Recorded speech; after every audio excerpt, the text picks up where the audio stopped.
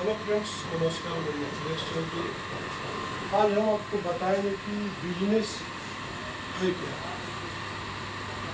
और सबसे अच्छा हम लोग अपने लाइफ में स्टैंड होने के लिए और फ्यूचर के लिए हम लोग बिजनेस के पीछे भागते हैं। ठीक है ना? तो बिजनेस कैसा होना चाहिए? सीजनल होना चाहिए या सदाबहार होना चाहिए?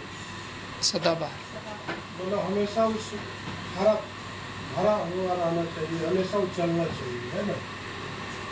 बहुत सारे ऐसे बिजनेस है जो कि सीजनल रहते हैं, तो सीजन के बाद आपके पास कोई कस्टमर नहीं रहते। एग्जाम्पल बोल सकते हैं आप लोग, कौन सा प्रोडक्ट है जो सीजन में ही चलता है? आम। तो देखिए, बिजनेस में सभी लोग जाना चाहते हैं कि बिजनेस से जो है हमारे नीड्स को पूरा करने के लिए बहुत सक्षम होता है।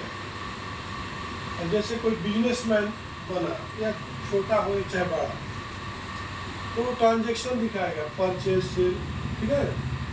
उसमें जीएसटी भरेगा, जीएसटी का फिर उसको आईटी रिटर्न भरेगा। तो आईटी रिटर्न क्या होता है? आपका कैपिटल बनता है। क्या बनता है? कैपिटल बन रहा है। मतलब जो आईटी रिटर्न से आपको लॉस नहीं होता। क्या नहीं होता है?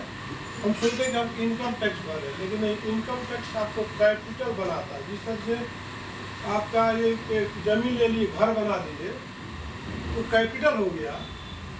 उस कैपिटल पर आपको लोन मिल जाता है। उसी तरह से आपका आईटी रिटर्न भी एक कैपिटल है। आपका जैसे अच्छा घर है, एक बिल्डिंग है, एक जमीन है, जो आपको लोन लेने के लिए प्रीफर करता है। ठीक है? तो हर इंसान को अपना जो सैलरी है बैंक अकाउंट्स के थ्रू लेना चाहिए। कैसे लेना चाहिए? अगर आप बिजनेस कर रहे हो तो आपका सैलरी जो है ऐसा कैश नहीं लेना चाहिए। कैसा लेना चाहिए? चाहे 2000 आने दो, चाहे 20,000 आने दो, आपको बैंक के थ्रू जाना चाहिए।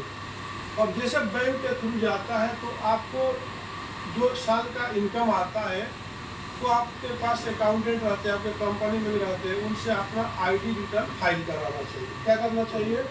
आईटी। तो हम लोग क्या करते हैं, सैलरी तो ले लेते हैं, लेकिन कितने लोग हैं जो कि आईटी रिटर्न करते हैं? कोई नहीं करता है।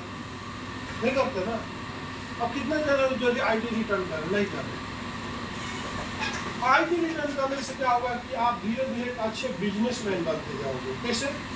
अगर आप आईटी रिटर्न किए तो अब तुरंत बैंक वाला आपको फोन करेगा। नेटवर्क में आरबीआई में आपका रिकॉर्ड हो जाता है कि ये भाई इन्होंने आईटी रिटर्न भरा, और बैंक वाला आपको कांटेक्ट करेगा, जो से आपका सेविंग बैंक या कोई भी आपको लोन चाहिए तो सर पर्सनल लोन देगा। पहले आपको 50,000 ले लीजिए, 25,000 ले लो लोन, शुरुआत तो कर दो।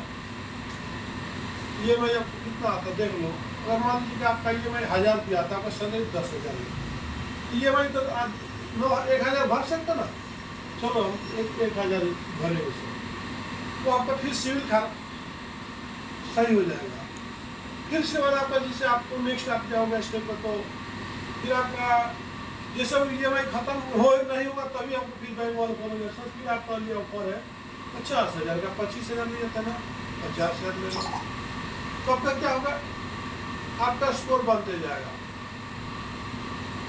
कभी भी आपका ऐसा कुछ वांटेड कुछ ऐसे आएगा आपके लाइफ में, जो जैसे एजुकेशन है बच्चों का, कुछ आपका मैरिज है, किसी का कुछ बड़ा बजट का आएगा उस टाइम में, वो पूरे आपको जो है वही आईटी आपको लोन लेने के लिए आपको मतलब कैपिटल का काम करेगा। और लोन लेकर अपना मैरिज को भी सक्सेस कर सकते हैं, अपने बच्चों का फ्यूचर भी डिसाइड कर सकते हैं। तो लोन लेना हमारे लिए बहुत इम्पोर्टेंट होता है।